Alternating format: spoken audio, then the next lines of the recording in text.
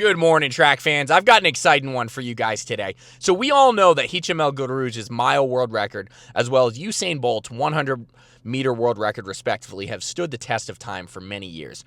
But I'm here to tell you that, in my opinion, Jakob Ingebrigtsen's 2-mile world record actually deserves to stand near the top with these other legendary world records.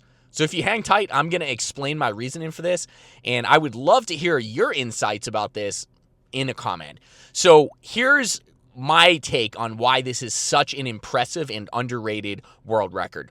So if we look at some of the other athletes that are actually on the list of being anywhere close to Jakob's 7:54 in the 2-mile, you have legendary names there, like Haile Gebrselassie, you've got Grant Fisher, you've got Josh Kerr. None of those names that I just mentioned are actually under the 8-minute barrier.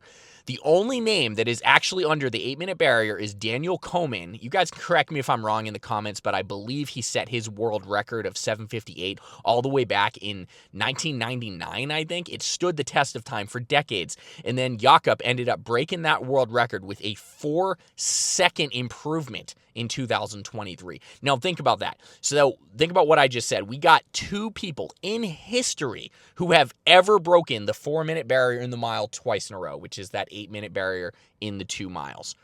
And then again, you got Josh Kerr. He's right there at 8 minutes, but that's still 6 seconds off of the Norwegian's time. Now, Josh's time, I will have to say, to be honest, his was an indoor time. But again, that's 6 seconds. I mean, being indoors, it's not a 6-second difference, especially because he was on a very fast track. Okay, that was a lot, but let's just dive deeper into this. Why is this so impressive to see such a difference in that time?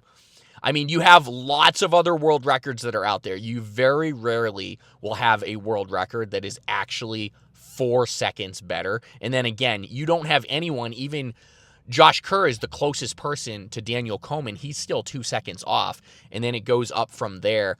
Everybody is fairly far away from the Norwegian. So again, that is why it's just simply how far he is ahead of everyone else. Now, I will have to say this. The 2-mile is a non-standard distance, so before people just completely attack me in the comments, I get that. I understand that the 2-mile is not regularly run at a lot of the Diamond League events or the World Championships or the Olympics, things of that nature. But there are still plenty of people that run it throughout the year globally. So if we look at it as a whole, there is still a lot of people that actually do run the event, even if it's not quite as standard as something like the 1,500, the 3,000, the 5,000. So there's still plenty of people that run it. And over the test of time, there's still only 2 people that have ever broken that 8-minute barrier. So again, I do believe that this is one of the most legendary world records that we have ever seen, and it deserves to be right up there near the top. I would love to hear your perception of this. If you've made it this far in the video, I would love if you hit the like and the subscribe button. It helps me greatly, but I also just want to get a lot of attention on track and field in general. It's the best sport in the world, and I want to keep pushing it out there so that more people can get attention. These athletes tend to be very underpaid in track and field, and I'm very passionate about trying to spread the excitement and the joy of this amazing sport. I will catch you guys on the next video.